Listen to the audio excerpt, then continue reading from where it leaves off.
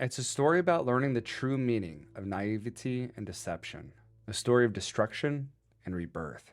I guess it all started about 3 or 4 years ago, when I'd been working at my first job for about 2 years. That was the year that I'd meet the two men that would change my life forever. One for the better, and one for the much, much worse. The restaurant I worked at had been bought out by a big company, so there was a big overhaul in staff and everything else. A whole new set of managers and some new waitstaff as well. One of these men would become my boyfriend 3 years later, and we're still very much in love now. The other? Let's just call him Bob, because I can't even really think of his name without getting upset. Bob started as a manager at this time. I never took much note of him. I worked there for a while, getting closer as a friend to my current boyfriend. I then left that job for a good 6 months before returning to it. At this point, most of the staff had changed because of high turnover. I only knew about 3 or 4 of the workers, one of which was Bob. Flash forward to about 1 year later, where him and I were okay friends, and, well, I'm dating my boyfriend. Bob started telling me compliments and love bombing me. He always tried to buy me things and try to make me work most of my hours with him. I learned many things about him during this time. I started to notice how very unstable he was.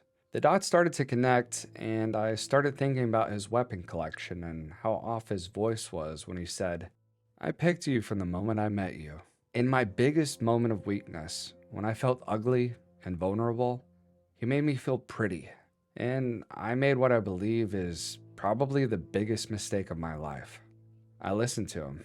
I sent him pictures that would destroy my relationship. I was naive, believing in all the ways he related to me.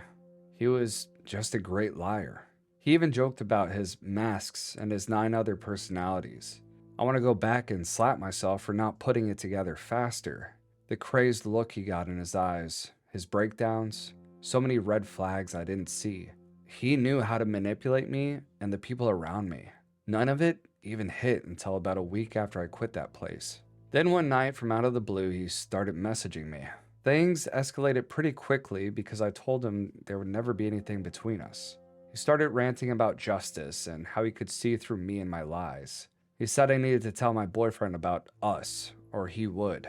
I told him there wasn't an us and that it wasn't his business. He kept insisting that he loved me and that we needed to be together. He couldn't take no for an answer. He kept calling me crazy and trying to gaslight me. I'm thankful that I was strong enough to not believe him and to completely cut him off from my life. But then it got worse.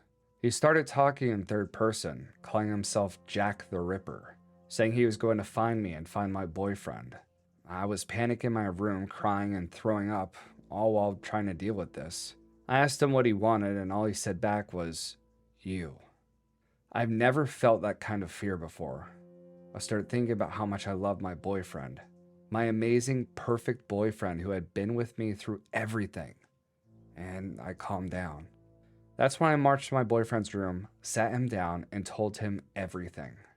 And we talked, and he forgave me. And it hurt, and I still haven't completely forgiven myself for hurting him that way, but I'm hoping one day I will. I messaged Bob and told him I already told my boyfriend and that he didn't have any more power over me. He then started grasping at straws, threatening my other job, where, by the way, I worked with children, even threatening my PlayStation account. He's a genius, and he's insane. I called him by his name while he was talking in other personalities, and he told me to call him Jack, or there would be consequences.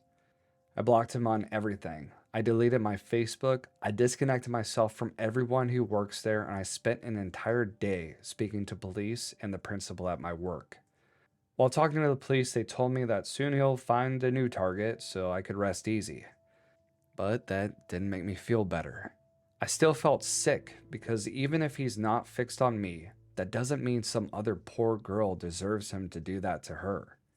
That experience with the police definitely changed me. What do you do when someone says you have to be with them or he'll kill you and the person you love? I didn't know, and I still don't. I am now writing this 7 months later. I'm still undergoing therapy from this, but I have started to do something very important. I've been reclaiming my space in my mind. I've slowly started to reach out to old coworkers from the restaurant, and I even went outside the restaurant to say hi to the manager and the servers I used to know.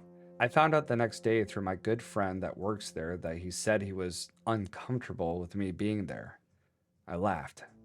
And then I went back the next 3 days just to make a point. So many of my nightmares are placed there, his presence is always felt.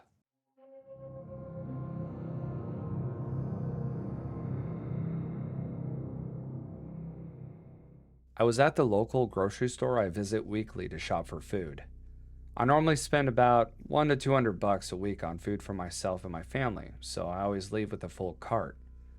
I'm standing in the checkout line minding my business when a tall man, I guess early 40s, approaches me and compliments my hair. "Your hair is gorgeous," loud enough for everyone within a 20-foot radius to hear. Now, I appreciate a compliment as much as the next girl, but it was a little obnoxious to say the least. I thanked him politely and redirected my attention to my cart where I awkwardly started organizing the items. Unfortunately, Loudmouth didn't take the hint. He started asking rapid-fire questions, barely pausing for me to get a word in edgewise before the next sentence would spill out of his mouth. This is when it gets really weird, as if it wasn't weird enough. He asked me if I wanted to go out with him sometime, maybe tonight after I put my groceries away. He could come to my house and help me put my groceries away, and then we could leave from there. I told him I didn't think my husband would appreciate that, and he got angry. I was freaked out at this point, and everyone was still staring. After I rejected his offer, his mood changed so fast. It was like a light switch got flipped, and the compliments turned into nasty insults and curses. Mind you, this guy didn't have a cart or anything in his hand to buy. He's kind of just standing off to the side, leaning on one of the drink refrigerator displays. Thankfully, a gentleman who was in an aisle within my sight presumably heard the whole thing and came up behind us and asked him if he was in line. Loudmouth said no, and the gentleman promptly told him he was being inappropriate, loud, and needed to buzz off. To my surprise, the guy stepped to the side and with one final insult stomped out of the store. I thanked the gentleman and we continued waiting in line. Me with an entire week of groceries and him with a bottle of Gatorade. I offered to let him go in front of me and he declined, saying that he wasn't in any rush. It was really like one of those scenes in a movie where the nice, tough guy saves the girl from the rude creep. Even so, I was afraid the loudmouth would be waiting for me outside, so I asked the cashier to call one of her co-workers to walk with me to my car. The gentleman insisted that he would be happy to escort me to my car, and I accepted. But as soon as I stood there watching the cashier ring my items, I was overcome by this sick feeling like I was going to vomit. I decided it was probably just my nerves, as I had issues with anxiety and this reaction was pretty normal. I told the gentleman never mind and that I was a little freaked out, so I was going to call my husband to come pick me up instead. We'd get the car later. I didn't even care, I just wanted to make it home in one piece. He told me to have a nice day and he walked out of the door. Hand to God, as soon as he walked out of the building, I felt normal again. So still blaming my anxiety, I felt sort of silly, but I had already called my husband, so I stood up and pushed my cart over to the window to watch from my ride, just in time to see a junky white SUV drive by. The gentleman in the passenger seat and the loudmouth in the driver's seat. I about fainted.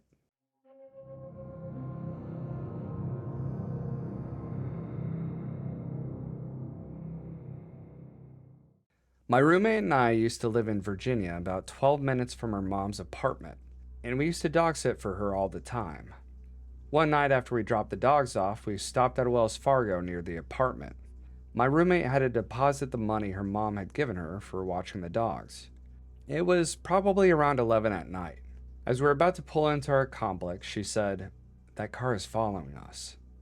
I asked which car she meant, and she said to look behind us. Sure enough, there was a black car following us down the road. She turned on her turn signal, and so did the black car. I asked her how long he'd been there, and she said he'd been following us since we left her mom's house. Not only was I freaked out, but I was thoroughly pissed. I yelled at her and demanded to know why she hadn't told me sooner. She said she didn't want to scare me. I asked her if he followed us through the Wells Fargo, and she said he did. He pulled up behind us while she was depositing the money at the ATM and pulled through after us without depositing anything or stopping. After calling her an idiot for not telling me, I told her to turn right after the gate at our complex instead of left. I did this because our apartment was one of the first ones on the end. It was bad enough that he knew what complex we were in. He didn't need to see which apartment we were in too. She turned right, and I told her to floor it. We drove through the complex as fast as we could and lost him near the back. We parked across the street from the apartment, turned off the car, and crouched down low to see if he would drive by again. We didn't see him, but we also didn't feel safe. We ran inside as quickly as we could to grab some blankets and pillows. She also grabbed a can of pepper spray and I grabbed a knife. We got back in the car and I called my ex-boyfriend in a panic, asking him what else we could do. My roommate said she would drive us to the movie theater she worked at, because it wouldn't close for a few hours and there would still be people in the parking lot. My ex kept asking me questions about the car that I couldn't answer, so I gave my roommate the phone. She described the car to the best of her ability, and then stopped mid-sentence when we got onto the highway. He was following us again. My ex asked if she was certain it was the same car, and she said it was. She never saw the license plate, but she recognized the body and the headlights and the shape of the man who was driving it. She gave me back the phone and called her manager at work to tell him everything that was going on and that we'd be there soon. She managed to get a few cars ahead of the black car, and we got into the parking lot. We parked in the back before anyone else pulled in, but we didn't see the black car. One of her coworkers came outside and parked next to us to wait while my roommate called the cops. The police said that since we didn't have a plate number, there was nothing they could do. But when we told them where we lived, they said there would be a few police officers on patrol that night anyway. Since we couldn't tell whether or not he followed us in the parking lot, they told us to just go home. We ended up sleeping in the car in a Walmart parking lot that night and didn't go home until the next day. We never saw that black car again.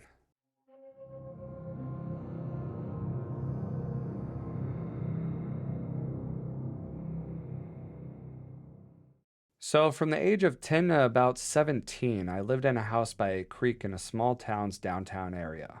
There were a couple of playgrounds that were surrounded by creeks, dirt paths, and a bunch of elderly rehabilitation apartments.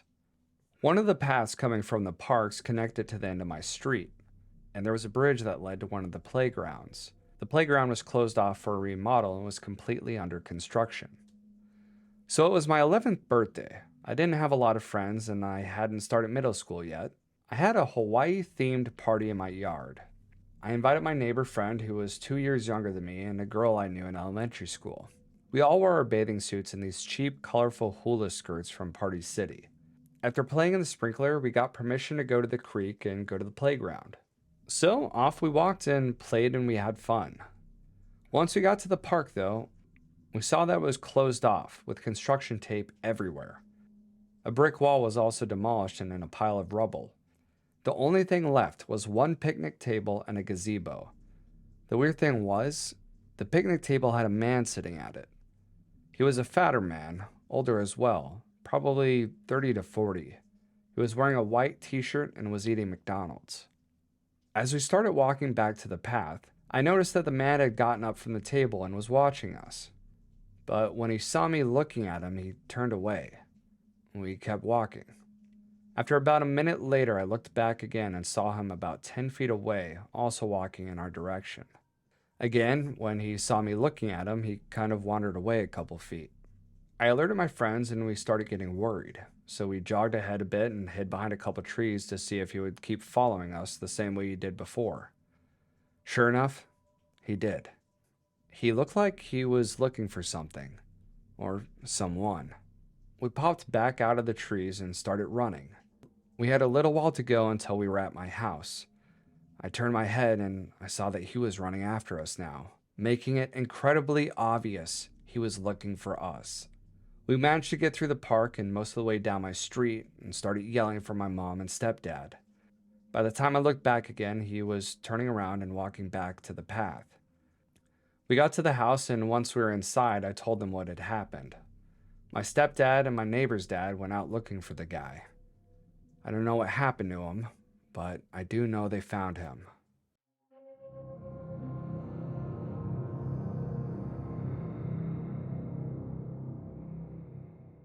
I was 18. I was working at my first ever job as a cashier.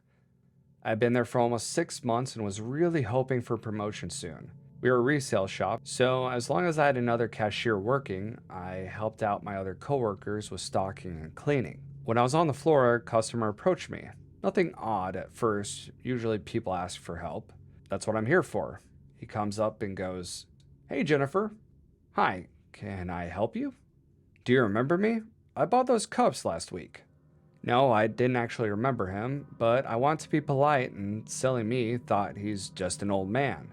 What's the worst he could do? "Sure, I hope you're enjoying them. Is there anything you're trying to find?"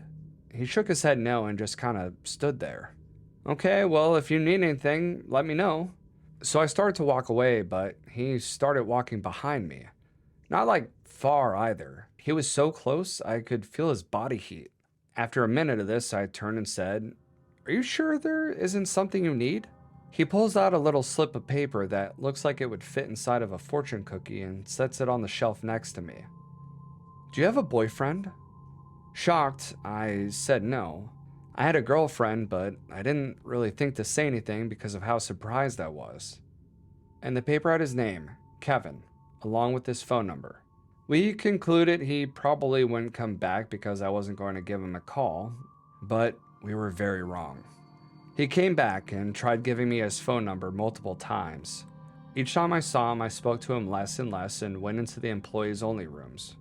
All of my managers were very supportive except for one that thought I was overreacting whenever I told him he kept coming back and asking me out. He would say stuff like he's a regular or he just wants his senior discount, despite the fact that he would only bust his stuff at my register. I came off my lunch once and he had just finished being checked out and was almost at the door when he saw me. We had a line wrapping around the store and he stood next to my register for an hour, staring at me until all the customers went away. He stood there and pulled out his number yet again. I was so stressed, I just screamed, "Stop giving me your number. You're too old to be doing this." After I screamed and broke down, I thought he finally went away. He had shown up every day for 2 weeks before then. But when I screamed, he stopped coming back for about a week. The night he came back, my heart sunk into my chest. He came up to me. "I gave you some space." "I've noticed." After some silence, he pulled out his wallet. "Are you sure you don't want to go out with me?" "Yes." So he put his things back into his pocket. Then he paused and said he wanted to buy something else. So I ringed it up, and this time he pulled out a pocket knife and set it on the counter. With his hands on it, he glared at me and said, "Now, are you sure you don't want to go out with me?" Scared, I took a step away and go, "Yes, I'm sure." He sighed and pulled out his wallet and paid and put away the knife, then stomped out of the store. I had a complete and total panic attack. During the confrontation, a coworker I didn't like saw what was going on and pointed and laughed at me as I mouthed for help. I stormed back there and screamed, "He had a knife! He had a knife!" I had to get calmed down as I yelled at her about how I could have gotten seriously hurt. I turned to my manager and told him what just happened, and then as soon as I got off, I called my mom and went straight to the sheriff's station. We filed a report about what had happened that night and everything leading up to it. After a few days, I found out that they went down to where he lived and gave him a firm warning. I was sad they didn't arrest him, but he did stop. They had to drive 3 towns over because his living address was 40 minutes away. He had been making daily trips to see me. Also, his wife was very unhappy to find this out. That's right, he was married on top of all of that. I ended up quitting shortly after that, scared he'd come back.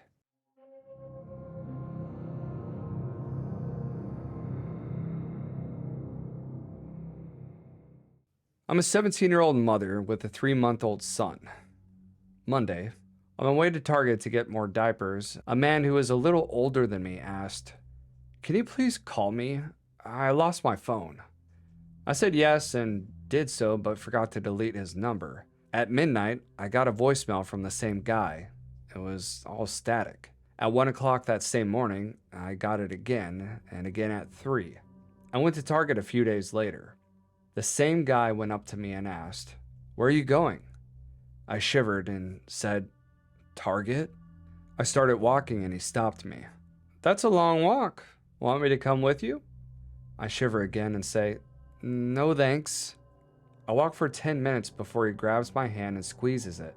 I shake as he goes behind me and whispers, "Are you sure?" I let go as I nearly have tears coming out of my eyes. I called my boyfriend and he quickly came and picked me up as the man watched us leave. About a week later, I got a text on my way home saying, "I was on your front lawn today." I almost dropped my phone because the person is the same number my stalker had. I started crying as my friends tried to calm me down. I called the police and I'm not home alone until they question everyone I know. They're trying to track the person but have no luck. I went to therapy Monday, Tuesday, and today, and I feel a little bit better. I blocked the number, but I'm still scared. I'm not going to live at that house again until the police tell me it's safe.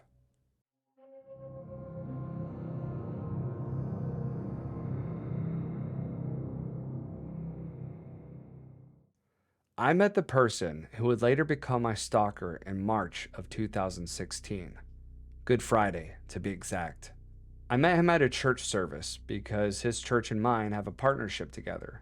I don't remember exactly how we ended up sitting next to each other during the service, but we did and hit it off right away.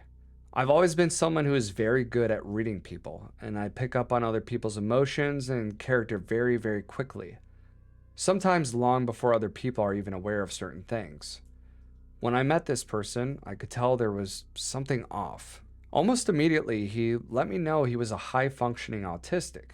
Thinking that this is what I was picking up on, and having known plenty of high-functioning autistics throughout my life, it put me at ease.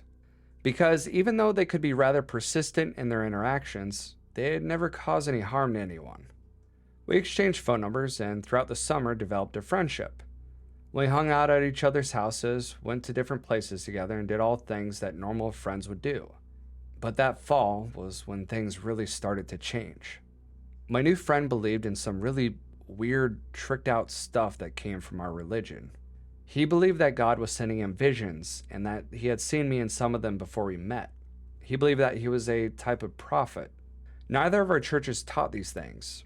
Hearing him talk about them made me really uneasy because I'd previously come out of a congregation that believed these exact things. I was in that environment for 2 years, and when I finally had the courage to leave and break free, I was left with severe anxiety. But despite being hard to hear him talk about these things, there was still part of me that was determined to help him realize that these things were not in line with what we believed. I think that was my first and biggest mistake. Over the course of the next school year for me, which was college, I started to sink deep into depression because some of the things that started happening to me that year. Meanwhile, my friend continued to get more insistent on his beliefs. Finally, in December of 2017, after going through a particularly rough patch, I had had enough and told him that if he couldn't honor my wishes to not talk about these things in front of me, we couldn't be friends anymore. This is where the stalking began. After I told him we couldn't be friends, he went off the rails. I started getting phone calls and texts from him at any and all hours of the day. He would preach the truth to me and prophesy over my life, and blocked his number in my phone. Then the messages on social media started. I unfriended him, but that didn't stop him. I didn't realize how bad things between he and I had gotten, even though I knew it was serious. I blocked probably 5 or 6 of these profiles that he created before I decided to just ignore them altogether. After all, if he was just going to keep creating profiles to harass me, blocking all of them was kind of useless. One night in early February of 2018, I went out to my parents' house to stay the night for a visit. I ended up falling and hurting my ankle while I was out. I stayed the night so one of my parents could take me to the doctor's the next day to get some x-rays done when I got another message. My stalker had showed up at my house the previous night looking for me, but he didn't see my car in the driveway. And not only had he shown up and not seen my vehicle, but he had also waited outside my house until 3 in the morning to see if we could talk it out. After that, I decided the best thing I could do was to go into hiding. From early February until mid-March, I kept it on the down low. I went to class when I had to go to class, I went to work when I had to go to work, but that was it. For about a month and a half, there was no activity from him, so I assumed he had gotten the message and moved on. On the night of March 21, 2018, I had been doing something on campus, and by the time I had finished, it was really late. I was just too tired to drive home to my parents' house that night, so on a whim, I decided to stay at my house in the city thinking it was safe by now. I texted my mom to let her know that I wouldn't be home that night as a courtesy, but no one else. My only roommate at the time didn't know I would even be there. None of my friends knew I'd be there, and my stalker certainly shouldn't have known that I would have been there. Because, again, I blocked him on everything and refused to talk to him. I kept looking around while I was driving down my street to see if my stalker was hiding somewhere. I didn't see anyone, so I was optimistic. I pulled into our driveway and began unloading things from my car to take into the house, which required multiple trips, so I didn't bother to lock the front door. My roommate, who hadn't seen me in about 2 months, was surprised to see that I'd come home for the night. She started a conversation with me, asking how I'd been and the general catch-up. This was maybe 5 minutes into me being home. We were talking and laughing when all of a sudden the banter was interrupted by someone pounding on the front door so loud that it was shaking the door frame. I turned around in a split second to see my stalker standing on the porch. He was dressed in all black clothes and had a crazed look in his eyes. Just as quickly as I saw him on the porch, he grabbed the handle to the storm door, yanked it open, and proceeded to take one step inside like he was going to walk in the house and come after me. He stopped when he saw my roommate. My roommate threw me in her room, barricaded me inside, and made him leave. He ran out the door and off into the night. As he left, he turned around and said one last thing. "You better keep your door locked."